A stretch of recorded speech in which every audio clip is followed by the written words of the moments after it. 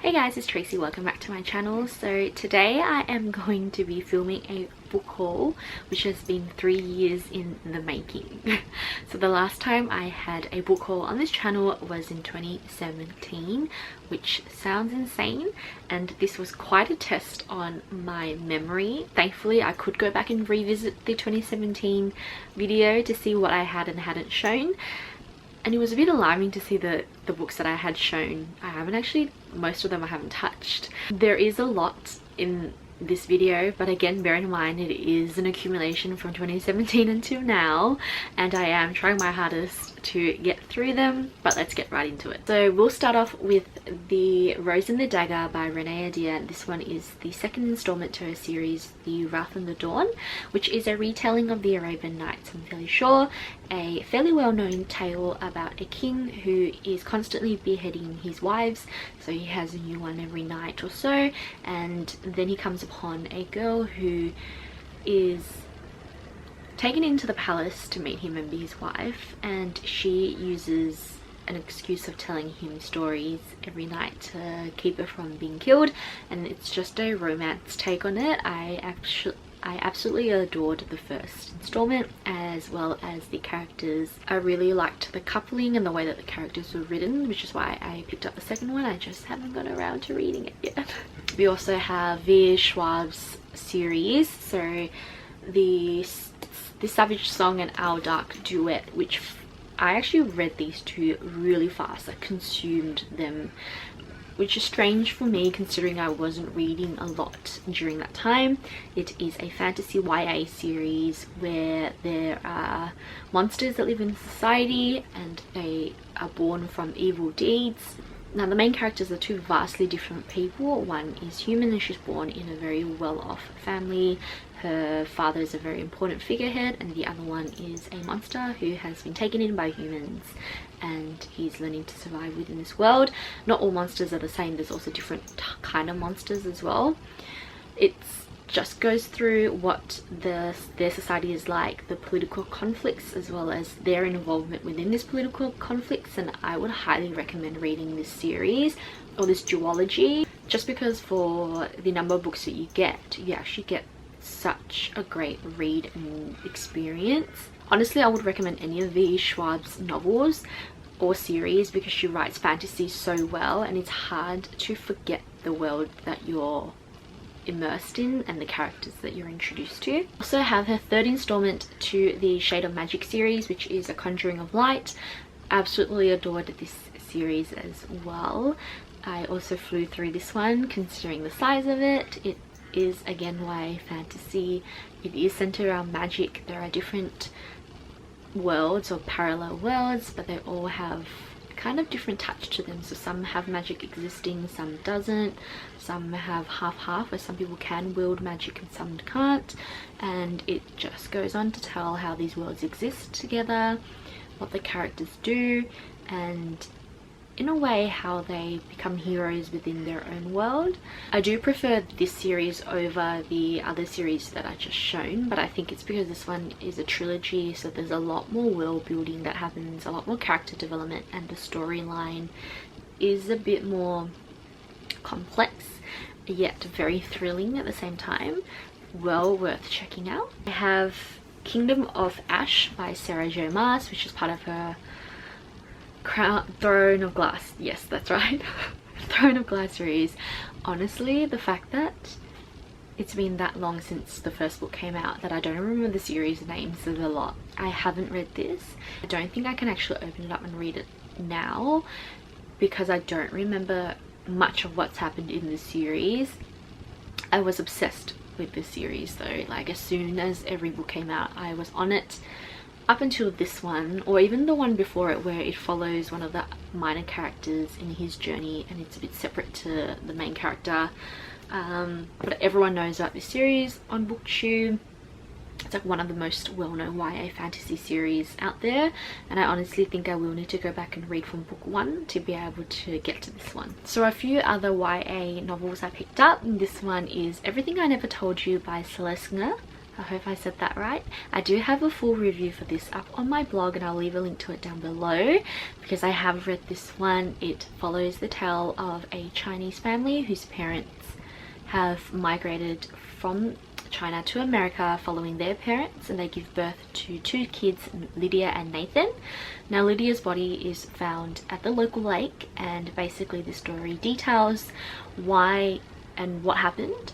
So why she basically died, how did it get to that point, and just the background to their life as an immigrant family who during this time, so this is set I think in the 80s, I'm fairly sure, where different races weren't overtly discriminated against. Yes, they still were, but at some point they were tolerable, and it really does explore the dynamics of a family who has to deal with internal conflicts as well as external conflicts outside of their home in the settings that they are usually in, so that's school, work and whatnot. And I actually found this a really fascinating read beyond just the mystery that you get. It's well worth picking up if you kind of want to read something that explores the feeling of not belonging but wanting to belong, as well as exploring what your identity might be within your society. So yeah, otherwise check out my review because I explained it a bit better. I have The Hate You Give by Angie Thomas. This is a very well-known story about a young black male who gets shot during a police pullover, and the female protagonist is in the seat next to him. There is a movie out which I haven't watched yet. I will need to read this before I watch it. I just haven't gotten around to it, but honestly the whole reason why I picked this up is because of the context of this book and what it's trying to tell people. So yeah, something a bit more lighthearted, and this is Geek Arella by Ashley Poston. I honestly really picked this up because of the cover. It's definitely something that I would have seen myself reading probably 3 to 4 years back when I was a lot more invested in YA. It's a very heavy book for some reason, considering it's so small, but it's basically a rom-com packed in a book. I actually have another V. Schwab book that I forgot to show, and this one is Vengeful. It is the second installment in the Vicious series, and I have read the Vicious series, although now that I think about it I'm not sure where that book's gone, so I need to track it down. It's been a while since I've read that one, so I really cannot summarize the synopsis very well, besides the fact that it's somewhat about a villain who is a hero at the same time. So this is just the second installment to that one. Moving on, and this is Simon versus the Homo sapiens agenda. Again, this is another book to movie adaptation that everyone knows about. It's YA. I'm pretty sure it's within the LGBT community genre. I haven't really read a lot of books that talk about or explore diversity in terms of sexuality as much as I would like to. I am trying to expand my reading and really include different books that give me different aspects so that I can kind of understand more as well. I really hope I do like this, so we'll see how we go. The next two are by Adam Silvera. This one is They Both Die at the End, and this one is History Is All You Left Me. They are books that tackle very sad issues. I don't know if Adam Silvera ever explains reasons why he writes books like this. If he does, I would love to know why, but I have read History Is All You Left Me, and it is about a boy who loses his ex-boyfriend, and he's a bit confused about everything because he just thought that they would break up and eventually find their way back to each other. But during the time that they break up, his ex-boyfriend actually starts dating another guy as a result for moving to college in a different state. And it basically tries to explore how to deal with grief and death, amongst other emotions that you would get, especially as a teenager who's still in love with someone, but that person is in love with someone else. Honestly, when I read it, it really did leave an impression on me. I haven't written a review for it yet because I think I might want to write it alongside this one as well, which is They Both Die at the End. I haven't read this one yet, but I do know that the premise is about two boys who know that or the next day is going to be their last day on Earth.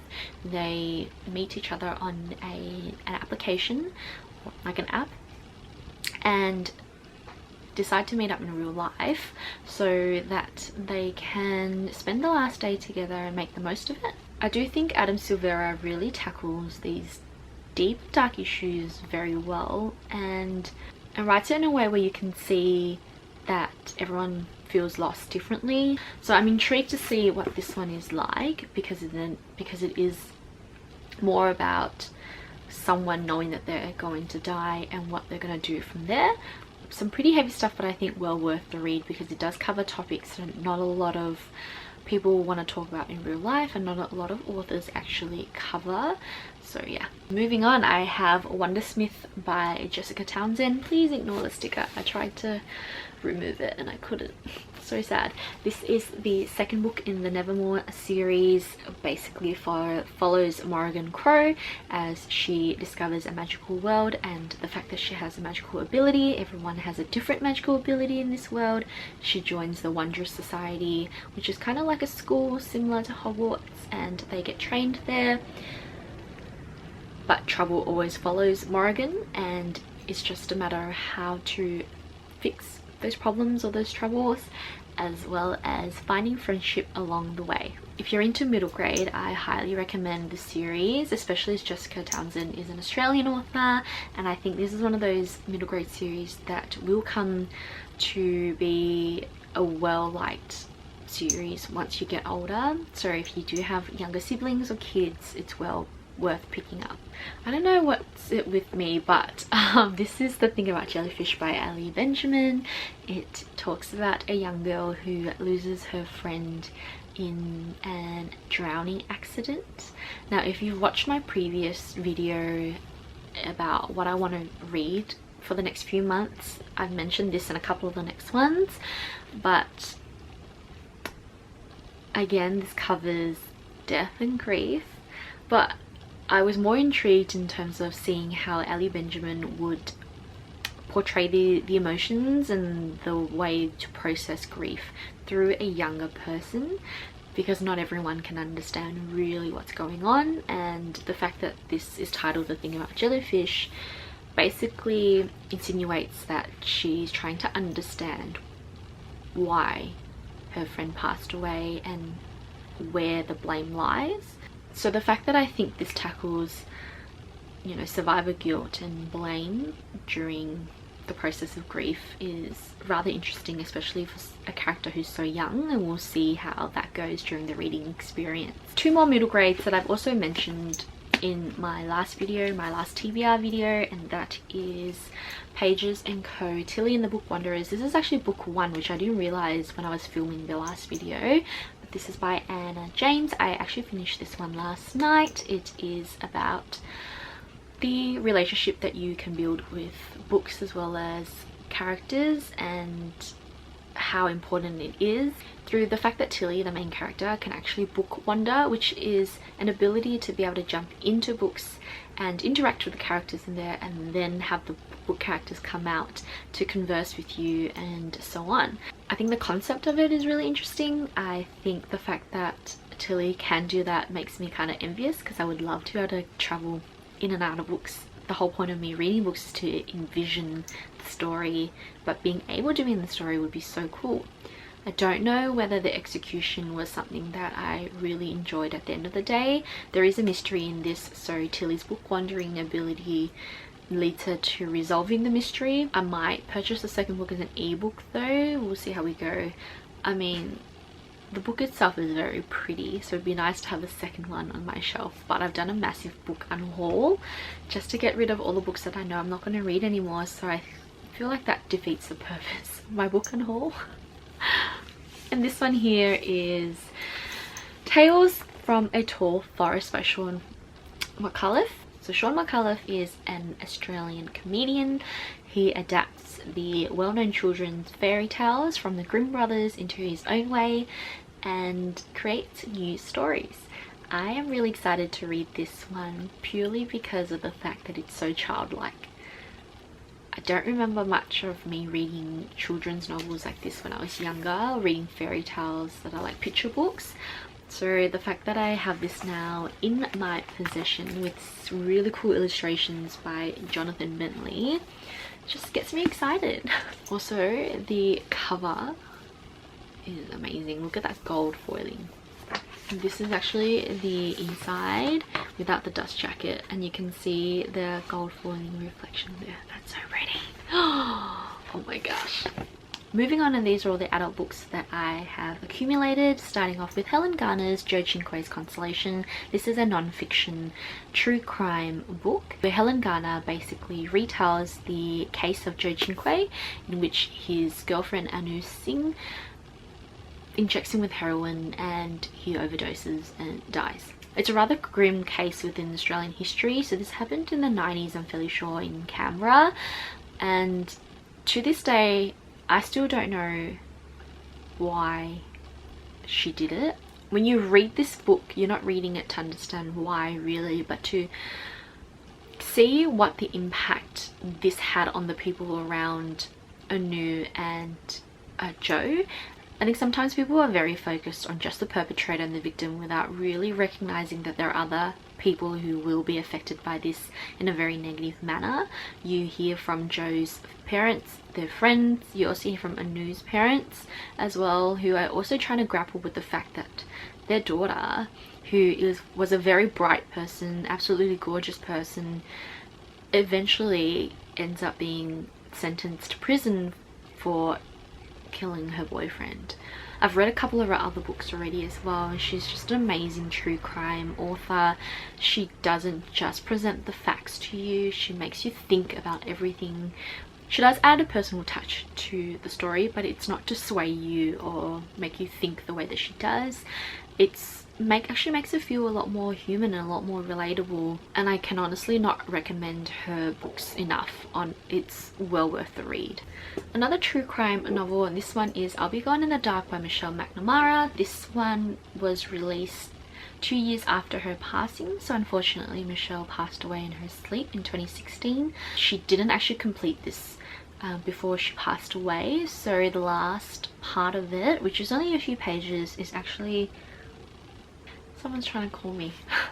Anyways, as I was saying, she didn't actually finish this before she passed away, so the last part of the last chapter is written by a couple of people that she knows who helped her put her research together, and basically this whole book was completed posthumously. I'm pretty sure that's how you pronounce it. The whole time I was reading this book, I felt somewhat very in awe about the fact that I was reading a book that the author herself hadn't seen the final copy at all. She had not seen the complete work, which is actually very saddening to hear, but I would like to think that she should feel proud for what has come from this. She's left such a massive legacy behind.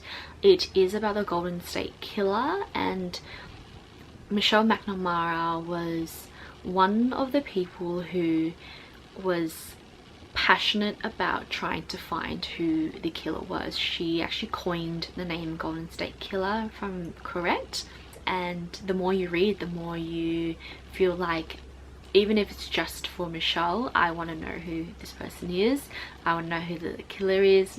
It's definitely a confronting read because you get the full details of what the killer does to the victims, and it's not a pretty sight. But for the reading experience and for what I learned, because I didn't even know who the Golden State Killer was, I enjoyed this exceptionally. This is also another true crime novel, and this one is A Good Month for Murder by Dale Quentin Wilber. So essentially Dale Quentin Wilber follows a group of police officers in a certain state in America, where within the month of February they have 11 homicides to resolve. So this actually covers who the police officers are, and you grow to actually get attached to them and know them by name, why the crimes happen. So there's a lot of social economic problems within this particular area that they're in. I actually finished this one in one day. It was gifted to me. Next up is Lethal White by Robert Galbraith. This is the 4th installment in the Common Strike series, and Robert Galbraith is also known as J.K. Rowling. So I didn't realize that there was going to be a 4th book to this one, but here it is. I have been trying to read this for the last 6 months and still cannot get past, say, like the first quarter, which is really surprising to me because I flew through the first 3 books. I just don't know why this one isn't sticking, and I think it's because it's actually a very slow start. There's a lot more politics involved, not a lot of action, but I trust that J.K. Rowling knows what she's doing and I hope to get through it. This one is Kate Morton's The Clockmakers Daughter. I've actually mentioned this a couple of times already. Kate Morton writes about family mysteries that expand over generations, and you get the present day protagonist who picks up on the fact that there's something that's gone wrong down the lines, and she starts to uncover what the mystery is and essentially what the answer to that mystery is. For some reason I also cannot get into this one quite as well as I did with her previous novels. She's actually one of my favorite authors. I'm somewhat halfway-ish, not really, but I know I won't give up on Kate Morton, so it's just persevering through it. There's 2 different storytellers in this, so the person who was involved in the mystery in the past and then the protagonist who's trying to understand the mystery. I had an ARC copy of After the Flood sent to me by Cassandra Montag, and this was actually one of the books that I gave 5 stars for last year. I ended up writing a review about this book because I loved it so much. I honestly think if you were to read anything this year that is thought-provoking and may change the way that you think, this is it.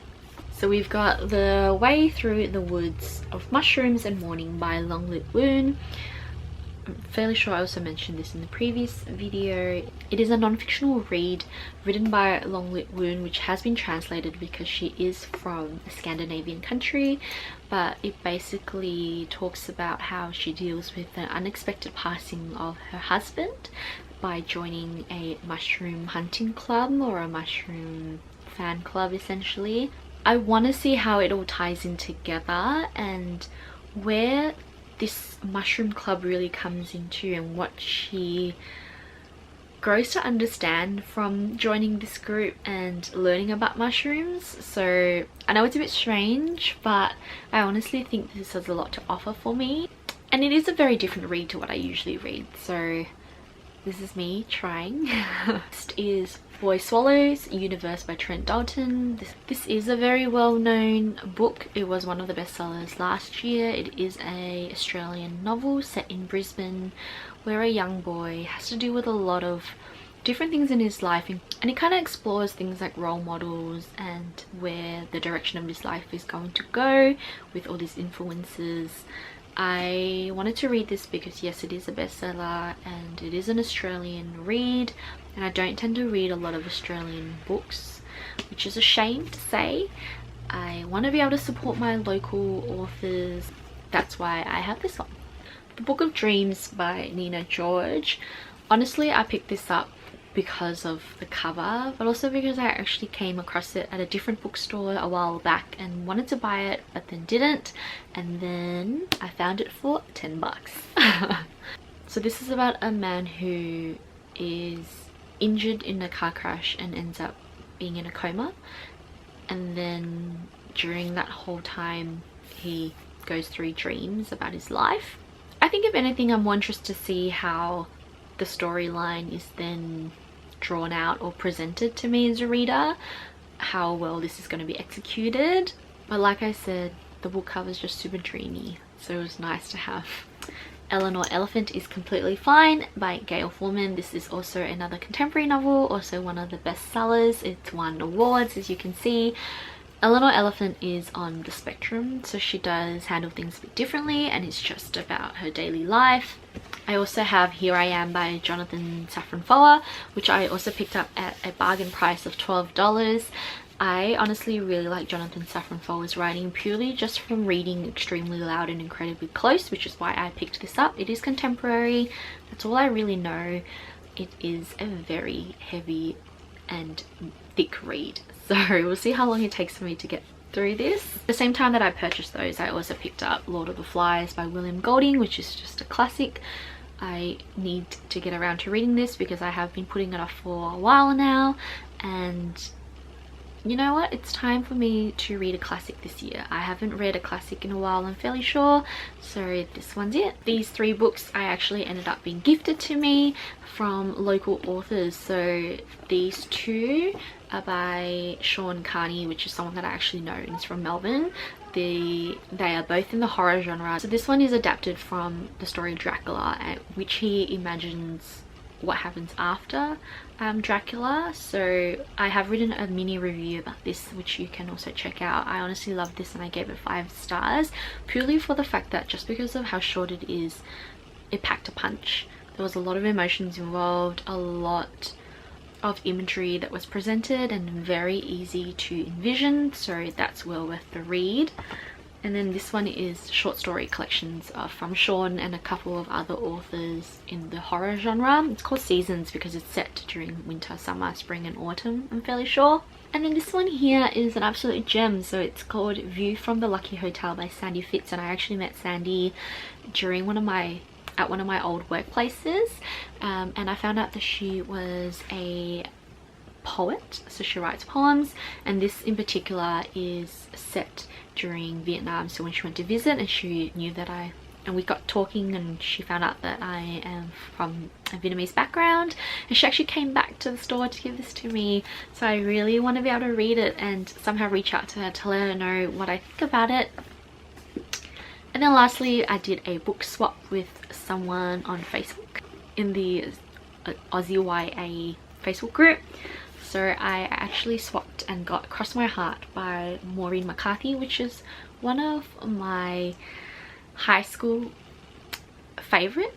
So Maureen McCarthy is an Australian author. She's also a gem. I have met her. This one is more of a romance YA. I honestly cannot remember much besides the fact that it left a bit of a strange feeling in me after I finished it, and that feeling has continued every single time I look this up.